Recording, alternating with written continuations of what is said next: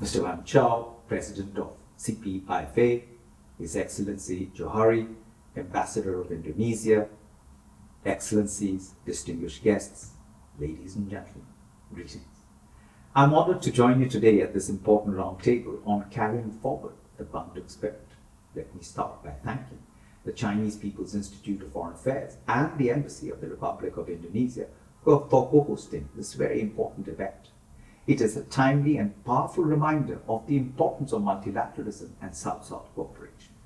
70 years ago, the Bandung Conference marked a turning point in international relations. In 1955, newly independent nations from Asia and Africa came together, not just to be heard, but to shape their own future. The conference embodied aspirations of developing countries determined to shape their own destinies around the principles of peace, solidarity, mutual respect, and cooperation. The final communique from Bandung addressed wide-ranging issues from economic and cultural cooperation to human rights, self-determination, and global peace. At its core were the 10 principles, rooted in the UN Charter and the 5 principles of peaceful coexistence. Chinese Premier Zhou Enlai famously championed the idea of seeking common ground while reserving differences. That spirit still resonates today in how much and as we approach multilateral diplomacy. And of course, the Bandung Conference laid the foundation for the non-aligned movement in 1961, a movement whose values remain deeply relevant even today. The Bandung spirit is alive and well in a world facing climate change and growing inequalities and geopolitical tensions. The principles forged in Bandung are extremely important. As we look to the future, the Global South holds immense potential. It's rich in resources, cultural diversity, and innovation. And when we work together through solidarity and shared prosperity, we can turn that potential into progress and inclusive development.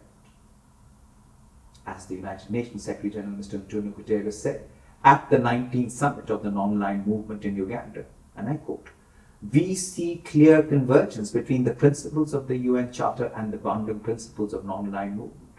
The spirit of trust, understanding, and solidarity that has infused the non-aligned movement must guide us forward." End of quote. The United Nations is committed to supporting the Global South through inclusive growth, equitable access to opportunities, and sustainable development. At the UN in China, we launched the Transformative Partnership Initiative as we continue to deepen our engagement in China's South-South cooperation efforts, especially in climate action, digital innovation, health equity, and achieving the 2030 Sustainable Development Goals. Indonesia and China, both founding members of the Bandung Conference, have a special role to play. From China's Global Development Initiative to Indonesia's leadership in ASEAN and the G20, their partnership continues to set an inspiring example of what's possible when developing countries work together. So as we carry the Bandung spirit into the future, let's choose cooperation over confrontation. Let's choose equity over exclusion and solidarity over self-interest. Let's move forward together towards modernization, yes, but also towards mutual respect, mutual benefit, and a shared sense of humanity. Thank you very much. 谢谢。